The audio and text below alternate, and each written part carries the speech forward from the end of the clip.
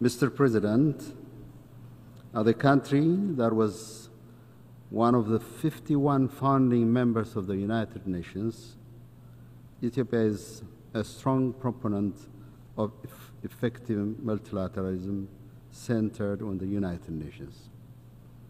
Ethiopia views with grave concern the challenges of the United Nations facing in discharging its role in peace and security and socio-economic development. Nevertheless, ensuring readiness and capability of the United Nations to resolve global challenges has been a generational quest. 5 years into the establishment of the United Nations, in the year 1950, 74 years ago, Ethiopia, in its policy statement, stated to this august assembly, I quote, "We are filled with anxiety concerning the surprises which the future may hold in store. Fears that the United Nations may be called upon to face events even more serious than those of the present time, and that such problems may greatly exceed its power and capacity." End of quote. That future is now, and that future is the present. We are faced with persisting peace and security challenges across the globe. There is a devastating existential threat emanating from arms race, extreme poverty, inequality, and climate change. At the same time, global commitment to the Sustainable Development Goals is receding, and the debt crisis in developing countries is worsening. Furthermore, our constrained ability to manage the emerging multipolar world carries the risk of undermining multilateralism. As envisaged, the United Nations is called upon to face challenges that are proving to exceed its powers and capabilities. It is our view that collective security will be realized if states are able to exercise their authority and carry out their responsibilities to safeguard their national security.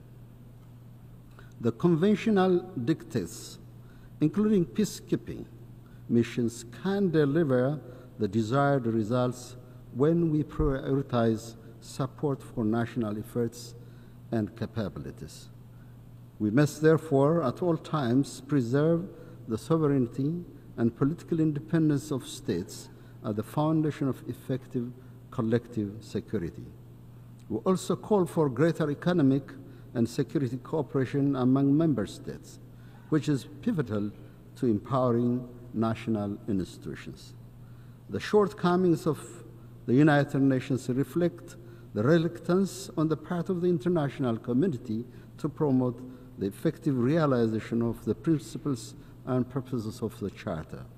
The United Nations should be at the center of efforts to resolve global peace and security challenges. Without a substantial role for the United Nations guided by the principles of the Charter, we risk making the General Assembly an inconsequential platform with no guarantee for a meaningful contribution to global peace and security.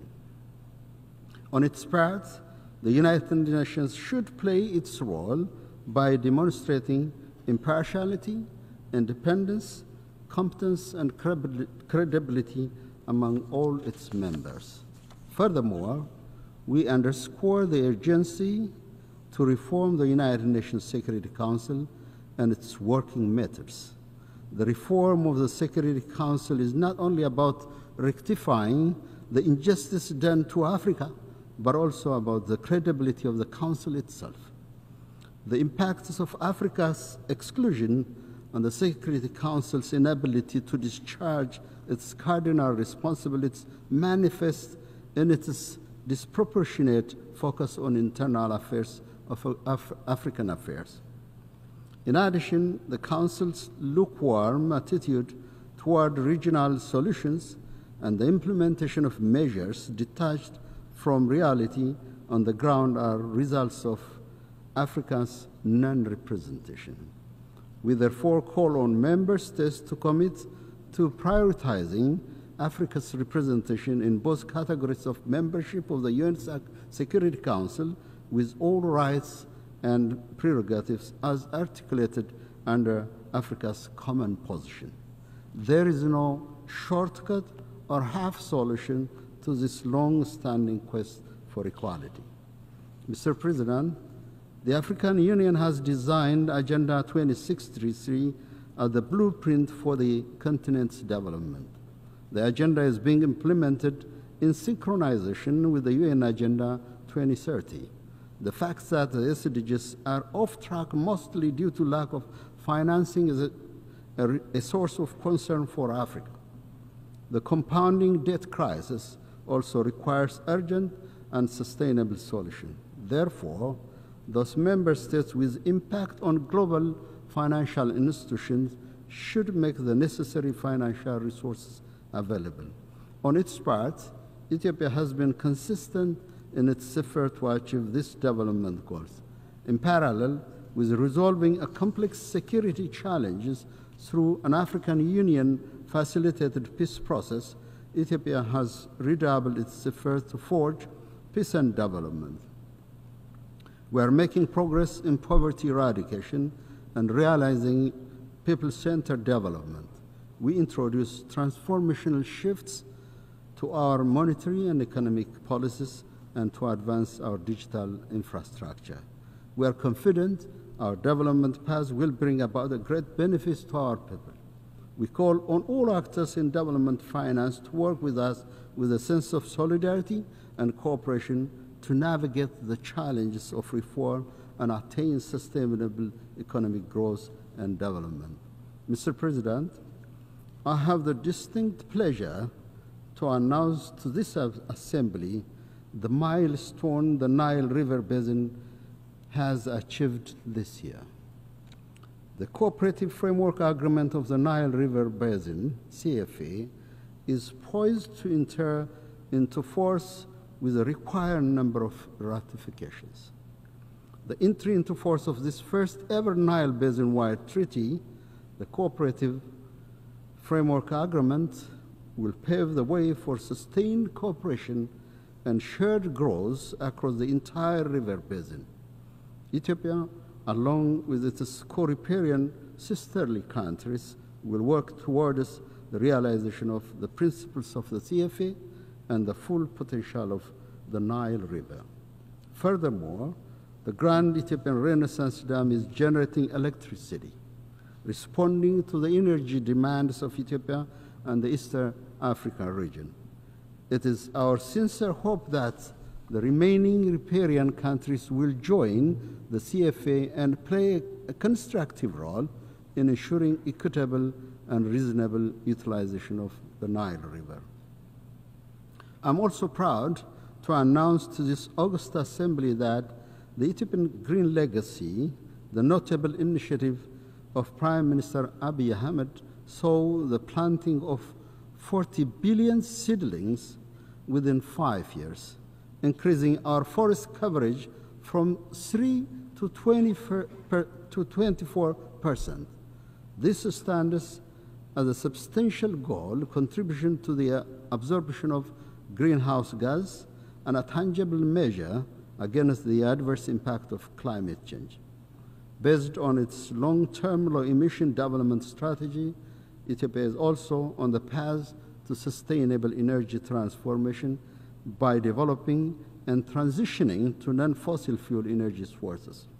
Such efforts must be supported by the full activation of the global commitment, especially through the provision of adequate climate financing. Mr. President, maritime insecurity in the Red Sea and the Indian Ocean is a source of great concern for Ethiopia. With over 120 million population and significant maritime trade, Ethiopia entirely depends on the safe, secure maritime activity in the Red Sea and Indian Ocean. This region is threatened by conflicts, piracy, and other illicit activities. Over the years, Ethiopia has played an instrumental role in combating the cause of insecurity. We also continue our efforts to work with other neighbors to contribute on durable basis to ensure peaceful navigation on the high seas.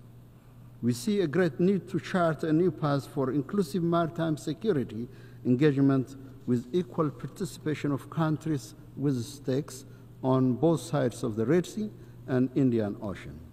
Furthermore, terrorism continues to be a grave threat to the peace and security of the Horn of Africa. The growing rise of violent extremism like Al-Shabaab and its international and internal affiliates have continued their vicious attack against civilians and security of the region. The region has reached a milestone in degrading terrorism owing to the resilience of the people of Somalia and the sacrifice of the sons and daughters of Burundi, Djibouti, Kenya, Uganda, and my country, Ethiopia. The authorization of the Security Council and the international finance for the African Union peace support operation have indeed played an instrumental role. I'm confident the government of Somalia will soon reckon with and recognize the sacrifice we made to Somalia's liberation from the grip of terrorist groups. Ethiopia's Memorandum of Understanding with Somaliland is based on existing political dispensation in Somalia. Our objective is shared growth and prosperity in the region. Similar agreements have been concluded by other states, and there is no reason for the government of Somalia to incite hostility that obviously intends to cover internal political tensions. I therefore reject the unfounded allegation leveled against my country. Ethiopia's name can never be associated with any one of the allegations. I rather call on the federal government of Somalia to join hands to eliminate terrorist groups that are causing chaos and mayhem on the people of the region. The recent maneuvers of actors from outside the Horn of Africa region undermine these efforts. Nevertheless, Ethiopia will not be deterred from its resolute commitment to combating terrorism. We therefore call upon these actors to immediately stop their reckless actions. We also call on the international community to recognize the imminent risk originating from these irresponsible acts and to take concrete measures to prevent the loss of hard-won gains in combating terrorism in the Horn of Africa. Mr. President, in conclusion, I would like to reiterate Ethiopia's commitment to the maintenance of global peace and security and upholding multilateralism. I thank you, Mr. President.